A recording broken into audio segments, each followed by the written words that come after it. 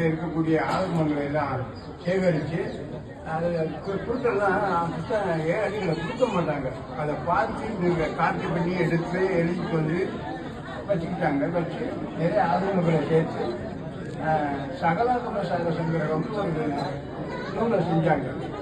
நூலை செஞ்சு பின்னாடி அந்த கோயில் சிதிலமாக இருந்துச்சு. அதே உங்க மடத்துங்க சாமிகளே சொந்த பொறுப்புல அந்த கோயில ராஜாவுக்கு அனுமதி பெற்று கும்பாபிஷேகம் பண்றதுக்கும் திருப்பதி பண்றதுக்கும் ராஜாவுக்கு உத்தரவு வாங்கணும். அவங்க கோயில்ல சொன்ன உடனே சரி நீங்க எல்லாம் பண்ணுங்க, நான் கும்பாபிஷேகத்துக்கு வரேன் அப்படின்னு ராஜா சொல்லிட்டாரு. அதன்படி கும்பாபிஷேகம் பண்ணாங்க. கும்பாபிஷேகத்துக்கு ராஜா வந்திருந்த போது இவங்க என்ன செஞ்சாங்கன்னா சமய தீட்சை, விசேட தீட்சை, நிர்வாண தீட்சை, ஆச்சாரிய அபிஷேகம் என்று 4 விதமான தீட்சைகளையும் பெற்று எல்லா சமூகத்தினரும், அதாவது பிரம்மகுலம், சத்தியகுலம், வைத்தியகுலம், சூத்திரகுலம்னு 4 வருடத்தாலும் சிவதீட்சை பெறலாம் என்று ஆகமங்கள் கூறுகிறது என்பதை எல்லோருக்கும் தெரியப்படுத்தினார்கள். அப்போ ஒவ்வொரு வருஷமும் சிவராத்திரி அன்னைக்கு மட்டும் உபதேசம் சொல்லி கொடுப்பாங்க. அப்போ அந்த 120-150 வருஷத்துக்கு முன்னாடி யாரும் அதிகமாக படித்தவங்க கிடையாது. ஆகையினால இந்த மனசுல பாடம் ஆகிறவர்களையும் ஒரு வாரத்துக்கு 4 நாள் 5 நாளைக்கும் காலையிலையும் சாயங்காலமும் இந்த அனுஷ்டானத்தை பயிற்சி பண்ண சொல்லிக் கொடுத்து நான் நல்லா கற்றுக்கிட்டேன்னா சரி போயிட்டு வாங்கன்னு அனுப்புவாங்க. அப்புறம் அடுத்த வருஷம் தான் கும்பாபிஷேகம் தீட்சை செய்வாங்க. வருஷத்துக்கு ஒரு முறையாக தீட்சை செஞ்சுட்டு இருந்தாங்க. அப்ப சோழிய வேளாளர்னு ஒரு வகுப்பினர், அவர்களுக்கு பரம்பரை குருபீடமாக இருந்தோம். அந்த சோழிய வேளாளர் பெண்களை காவிரி பூம்பட்டத்தில் இருக்கக்கூடிய அப்ப ஒரு பேர் நகர்ச்சி போட்டி நகரத்தார் என்ற பெயர் கிடையாது. அங்க என்ன பேருன்னா மகுட வைத்தியம் தான் பேரு.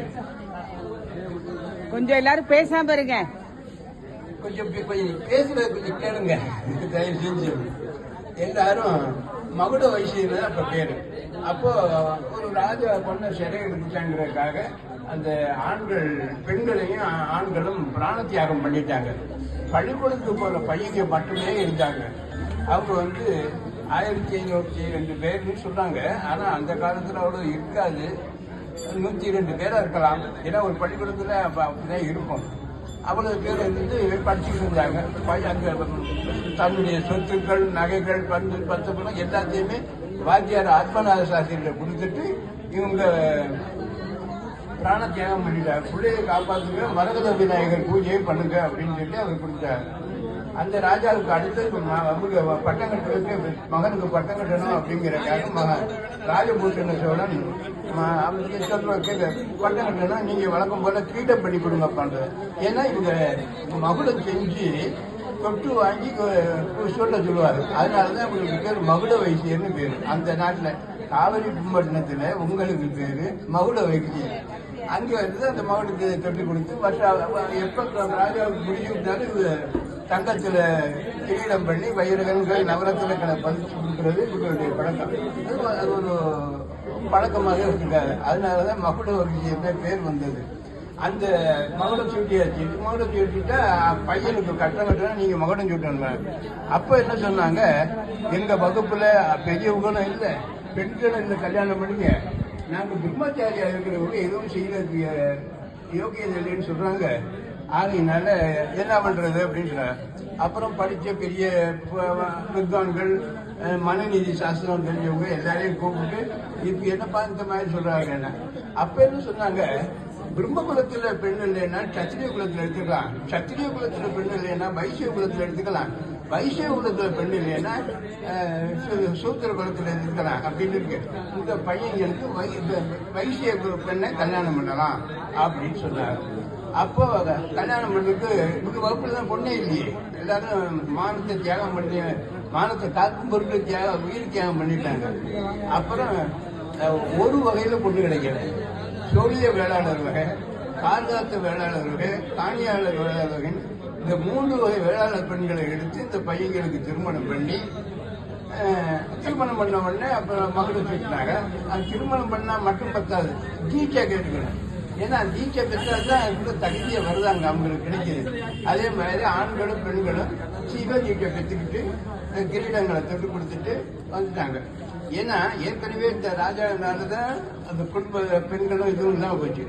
அந்த பாவத்தை பராயசித்தம் செய்யும் பொருட்டு ராஜாவே பொண்ணு கேட்டு 3 வருஷத்துல கல்யாணம் பண்ணி வச்சாங்க. அதேபடி கல்யாணம் பண்ணி வாழ்ந்தாங்க, விபூதி பேசினாங்க, அனுஷ்டானம் தப்பினாங்க, கிரீடம் திருப்பி கொடுத்தாங்க.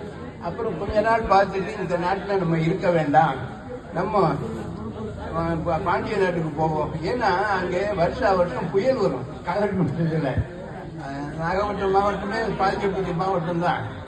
அதனால அந்த பாண்டிய நாட்டுக்கு போவோம் அப்படின்னு சொல்லிட்டு வந்தாங்க. அப்போ ஒரு 10 பேர் நடந்து வந்து, இப்போ வசதி கிடையாது, கார் வசதியோ வாகன வசதியோ போக்குவரத்து வசதி இந்த பேசுகிற வசதி எல்லாம் கிடையாது. ஆகையினால நடந்து வந்து நாங்கள் உங்கள் நாட்டுக்கு வர எங்களை ஆதரிக்கணும் அப்படின்னு சொல்லி கேட்டாங்க. வாங்கப்பா நல்லா இருங்க எங்க அப்படின்னு சொல்லிட்டு வெள்ளாறு இருக்குல்ல புதுக்கோட்டைக்கிட்ட, அந்த வெள்ளாறுக்கும் தெற்கு, இந்த வைகை ஆறு போகுது இல்லை அதற்கும் வடக்கு, பிரான்மலைக்கு கிழக்கே, கடலுக்கு மேற்கே, இந்த 4 மேற்பட்ட இடத்துக்குள்ள இதுக்கு பாடுவா முத்தமிழ் பாட்டு பாடியிருக்காரு.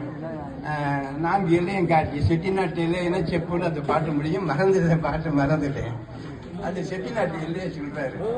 அப்புறம் இங்கே வந்த உடனே முத எங்களுக்கு குன்னக்குடியில மடமும் கோயிலையும் கொடுத்து, ஏன்னா நாங்க அந்த கோயிலுக்கு பரம்பரை ட்ரஸ்டியா இருந்தோம். அது இங்க கேள்விப்பட்ட உடனே ராஜா என்ன குன்னக்குடியில அந்த முருகர் சண்முகநாத பெருமாள் திருக்கோயிலையும் கொடுத்து, நீங்க எந்த கோயிலுக்கு ட்ரஸ்டியா இருங்கன்னு சொல்லி நினைச்சு ஒரு சின்னமா ஒரு மடம் கட்டினாங்க. அது பேர் சின்ன மடம்னே பேர், இப்பவும் இருக்கு, சின்ன மடம்னு இருக்கு. அதுக்கப்புறம் தான் கல் திருப்பணியா பெரிய மண்டபமா கட்டினாங்க. அங்கே குடியிருந்தோம். அதன் பின்னாடி இப்பதான் நம்ம ஊருக்குள்ள போற நாட்டுச்சங்குடி நகரத்தார் பெண்கள்ல சில பேருக்கு கற்புக்கு பங்கம் வந்துருச்சு. அதுக்காக என்ன பண்ணாங்க, அந்த பிள்ளைய கொண்டு விடுன்னு சொல்லிட்டாங்க. அந்த பையன் கொண்டு விட்டாங்க. அந்த பொண்ணை பழி நமக்கு வந்துருச்சு, இதுக்கு என்ன செய்யறது அப்படின்னு சொல்லி 2 குருஸ்தானத்திலையும் போய் கேட்டாங்க. கேட்ட உடனே இப்ப பெண்கள் குறிப்பிட்டு கொடுத்தாங்க. ஏப்பா எல்லாம் தண்ணி செப்டியில இது பண்ணிட்டீங்களே, பெரிய பாவம் இல்லப்பா அப்படின்னு சொல்லிட்டு இவங்க விட்டாங்க. அவர் கேட்டுக்கிறாங்க, பிராயச்சித்தம் பண்ணலாம் சரியா போகும் அப்படின்னு சொல்லிட்டு அவ்வளவுதான் சொன்னாங்க. அப்புறம் சரி ஆண்கள் குருவிட்ட போய் கேட்போம் அப்படின்னு சொல்லிட்டு ஆண்கள் குருவில அப்புறம் கிளாமடம்னு ஒரு ஊர் நெருப்பு கப்பிக்கு பக்கத்துல கிளாமடத்துல போய் அந்த ஆண்கள் சாமிகிட்ட கேட்ட உடனே அவருக்கு காசிக்கு போகணும்னு ஆசை, நகரத்தில் போயிடுவாங்க. அப்ப என்ன பண்ணாங்க, அவர் சொன்னாரு, இது காசியில போய் இதுக்கு பரிகாரம் பண்ணிடலாம், இவங்களுக்கு எந்த பாவ தோஷமும் வராது. ஏன்னா கொல்ல உள்ள பாவம் நம்ம சேரும்ல, அதாவது சொல்றவங்களுக்கு தானே அந்த பாவம். அதுக்காக அந்த பாவத்தை தீர்த்துக்கலாம், காசியில போய் பரிகாரம் பண்ணலாம். அப்ப காசிக்கு போனாங்க, பரிகாரத்தை பண்ணாங்க. இப்ப எப்படி போனாங்கன்னா, நாங்க புள்ளக்குடியில இருந்தோம். புள்ளக்குடியில இருக்கும்போது சாமி பெரிய என்ன மாதிரி 80 வயசு. அவங்க என்ன பண்ணிட்டாங்க, எனக்கு ரொம்ப வயசாகி போச்சு, என்னால காசிக்கெல்லாம் நடந்து வர முடியாது, நீ போறதுக்கு 6 மாசம் ஆகும், வாரதுக்கு 6 மாசம் ஆகும். அந்த காலத்துல காசிக்கு போயிட்டு காசிக்கு போயிட்டு வந்ததை கத்தி இல்லாட்டி சொல்ல முடியாது. அதுக்காக காசியில இருந்து வந்தார். இப்ப காசியில இருக்கும்போது பெரிய சன்னிதானம் காலமாயிட்ட உடனே வாரிசுதார் இல்லைன்னு சொல்லி சிவகங்கை ஜமீன்தார் எடுத்துக்கிட்டாரு. சிவகங்கை ஜமீன்தார் அதான் வாரிசு இல்லைன்னா அது பே வாரிசுன்னு சொல்லுவோம், அல்லது அல்லாட்டி இருந்தாங்கன்னா ஸ்வீகாரம் குட்டியாவது பண்ணியிருப்பாங்க. ஒருத்தர் இல்லைங்கிறதுனால சிவகங்கை ஜமீன்தார் எடுத்துக்கிட்டார். சிவகங்கை ஜமீன்தார் எடுத்துக்கிட்ட உடனே பிரான்மலையில இருந்த ஒரு தம்புரான், அவர் என்னன்னா திருவண்ணாமலை ஆதீனத்தை சேர்ந்தவர். திருவண்ணாமலை ஆதீனத்து தம்புரான் பிரான்மலையில இருந்தார். அவர் என்ன சொன்னாரு, இந்த கோயில் மரியாதை இல்லை, ஏன்னா நம்ம புன்னக்குடிக்கும் பிரான்மலைக்கும் 40 கிலோமீட்டருக்கு மேல, அந்த காலத்துல பல்லக்குல போகணும், போக்குவரத்துக்கு இடத்துல இருக்கு, நம்ம அவ்வளவு தூரம் இடத்துக்கு போக அப்படின்னு சொல்லி திருவிழா தேவையில்லைன்னா அந்த சாமிக்கு மரியாதை கொடுங்கப்பா, என்னால அப்படின்னு சொன்னாங்க. அப்ப அவர் தகுதிட்டாரு. அதன் பின்னாடி இவங்க பெரிய சன்னிதானம் இந்த குடும்பத்தோட எல்லாரும் போனதுனால பெரிய சன்னிதானம் காலமாயிட்டதுனாலதான் சிவகங்கை ஜமீன்தார் எடுத்துட்டாரு. அப்புறம் அந்த கோயில் எனக்கு தான் இந்த கோயில்ல மரியாதை எல்லாம் பண்ணுவாங்க, அது திரும்ப நான் அந்த கோயிலை நான் நல்லா நிர்வாகம் பண்ணுவேன் அப்படின்னு சொல்லி கேட்டுட்டாரு. நானும் சைவம் பண்ணேன். அந்த சாமியும் எனக்கு ரொம்ப வேண்டியவங்க தான், குன்னக்குடி சாமியும் நாங்களும் ரொம்ப வேண்டியவங்க, ஒரே ஜாதி தான், ஒரு மாதிரி இருந்தாங்க. அதனால என்கிட்ட குடும்பம் நான் பார்த்துருக்கேன். ராஜாவை தேடி பார்த்து சிவகங்கை ஜமீன்தார் என்ன பார்த்து சொல்றாரு, என்ன தர்ம சொத்து நமக்கு இருக்கு கொடுங்க அப்படின்ட்டாங்க. இருக்கவங்கலாம் உடனே அந்த பிரான்மலை தம்பரானுக்கு கொடுத்துட்டாங்க. அவரு குன்னக்குடிக்கு வந்து நான் தான் மடாதிரின்னு உட்காந்துட்டாரு. இவங்க காசியில இருக்காங்க. அப்புறம் காசியில இருந்து இந்த விஷயம் கேள்விப்பட்டு அங்க இருந்து புறப்பட்டு வந்தார். புறப்பட்டு வந்து குணக்குள்ள தான் இருந்தாங்க. ஏன்னா புறப்பட்டு போன இடமே குணப்படி திரும்ப வந்து குணப்படி கொஞ்ச நாள் இருந்தாங்க. இருக்கும்போது சிவகங்கைக்கு இந்த இடத்துல நாகேஸ்வரப்பட்ட நகரத்தார் நாங்கள் எப்படி இருந்தாலும் வாங்கி தந்துடுவோம், எங்களால் தான் அந்த குன்னக்குடி மடம் கோயில் இந்த அஞ்சோயில் தேவஸ்தானம் எல்லாம் போச்சு, அதை நாங்கள் எப்பயும் வாங்கி கொடுத்துருவோம். இப்படித்தான் உறுதி சொல்லிட்டு போயிட்டாங்க. ஆனா சிவகங்கை நான் கொடுத்ததுங்க வாங்கி கொடுக்க மாட்டேன். ஏன்னா அது கொடுக்க தானமா கொடுத்தாரு, நான் வாங்கி கொடுக்க மாட்டேன். உங்க சாமி ஜீவனத்துக்கு என்ன வேணுமோ அதை கேளுங்க, நான் தாரேன். இவங்க நகரத்தாருக்கு எதை கேட்கறது தெரியல. மறுபடியும் குள்ளக்குடிக்கு வந்து சாமி இந்த மாதிரி ஜெமித்தார் சொல்லிட்டாரு, நமக்கு ஏதாவது சாமி குள்ளக்குடி பக்கத்துல ஏதாவது ஒன்று கேளுங்கப்பா அப்படின்னு. அப்புறம் குள்ளக்குடிக்கு பக்கத்துல துலாவூர் கிராமத்தை கேட்டாங்க. அப்ப நகரத்தார் இருக்க கட்டிக்கார என்ன பண்ணாங்க, ஒரு ஊர் விளையும் ஒரு ஊர் விளையாம போயிடும் சொல்லிட்டு அதிகாரம்னு ஒரு ஊர் இருக்கு, அங்க 2 கம்மாயும் வயலும். பட்டாமங்கலம்னு ஒரு ஊர், கீழப்பட்டமங்கலம் இப்ப நம்ம தட்சணாமூர்த்தி கோயில் இருக்குல்ல, அந்த ஊர்ல ஒரு 31 ஏக்கர் 90 சென்ட். இது எல்லாமே நகரத்தார் வந்து கிட்டத்தட்ட 700 ஏக்கரை வாங்கி கொடுத்தார். இந்த நாம சொல்ற விஷயங்கள் பூராமே தன வைசியராகிய நாட்டுக்கோட்டை நகரத்தார் சரித்திரத்துல இருக்கு. அதை எல்லாருக்கும் தெரிய வைக்கணும்னு சொல்லிட்டு நம்ம பிள்ளையார் கோயில் கும்பாபிஷேகத்தை அன்னைக்கு வெளியிட சொல்லி சொன்னேன். எல்லாரும் ஏற்பாடு பண்ணியிருப்பாங்கன்னு நினைக்கிறேன். பண்ணிருப்பதுக்கு புஸ்தகம் வெளியிடுறதுக்கு ஏற்பாடு பண்ணிக்க, புஸ்தகம் வெளியிடுறதுக்கு ஏற்பாடு பண்ணியிருக்காங்க. அது 2ஆம் தேதி அன்னைக்கு வெளியிடுவாங்க.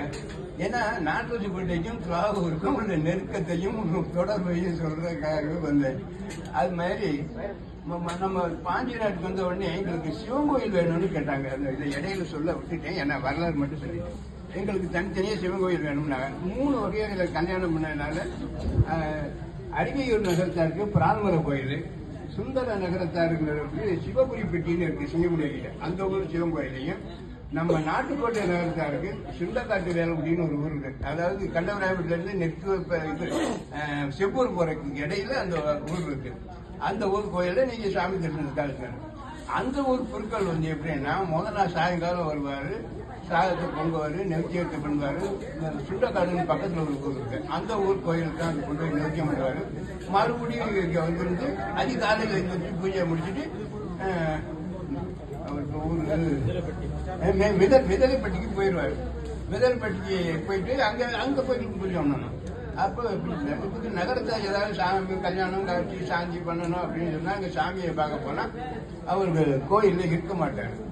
அப்புறம் என்ன பண்ணாங்க, நம்ம நிரம்படையில் வந்து ஏற்கனவே சேது புராணம்னு ஒரு புராணத்தை பாடி அரங்கேற்றம் பண்ணாங்க.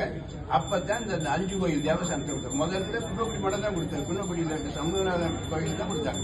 அதன் பின்னாடி 5 கோயிலும் பரிசாக கொடுத்தது. அப்புறம் அந்த பரிசுக்காக பொருளை வாங்கிட்டு அங்கே எடுத்தாங்க. அதன் பின்னாடி இவ்வளவு பெரிய அரங்கேற்றம் பண்ணும்போது சேது புராணத்தை கோயிலில் ராமேஸ்வரம் கோயிலில் அரங்கேற்றம் பண்ணும்போது அந்த ராஜா வந்து என்ன, இவ்வளவு பெரிய மகானா இருக்கியே, பெரிய புலவரா இருக்கியே, நீங்க நான் எல்லாரையும் ஆதரிக்கிறேன், நீங்க மதுரைக்கு வாங்கன்னு சொன்னார். ஏன்னா தமிழ் தங்க வச்சு நடத்தினது, அதனால மதுரைக்கு வர சொன்னார். மதுரைக்கு போயிருந்தார். மதுரைக்கு போன உடனே வேற வரவேற்க போயிருக்காங்க.